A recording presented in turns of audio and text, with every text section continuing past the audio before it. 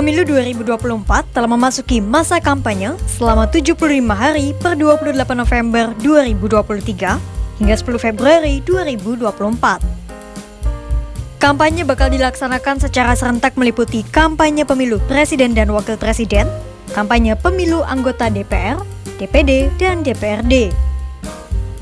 KPU selaku penyelenggara telah menentukan aturan dan larangan dalam kampanye. Apa saja hal-hal yang harus ditaati dan tak boleh dilakukan oleh para pasangan calon dalam pemilu 2024? Pertama, dari sisi materi kampanye. Menganut dari pasal 274 UU Pemilu, kampanye harus memuat visi, misi, dan program dari para pasangan calon di pemilu 2024. Sebagai pendidikan politik, KPU pun wajib memfasilitasi penyebarluasan materi kampanye pemilu melalui situs KPU dan lembaga penyiaran publik. Lalu untuk metode kampanye, KPU RI telah mengklasifikasikan setidaknya 8 cara sesuai pasal 275 UU Pemilu.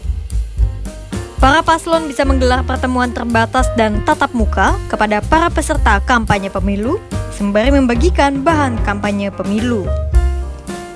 Lalu pemasangan alat peraga di tempat umum, kampanye melalui media sosial, memasang iklan di media massa, melakukan rapat umum, debat paslon, dan kegiatan lain yang tak melarang perundang-undangan.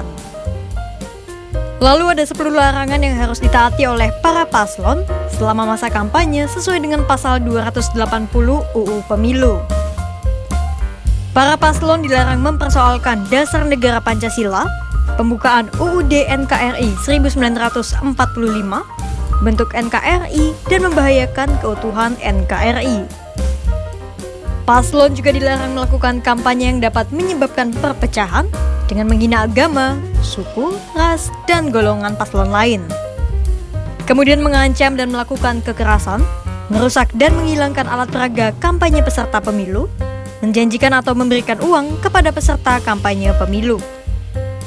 Nantinya para paslon akan melakukan kampanye sampai 10 Februari 2023 dan memasuki masa tenang selama 3 hari, yaitu 11, 12, dan 13 Februari 2024.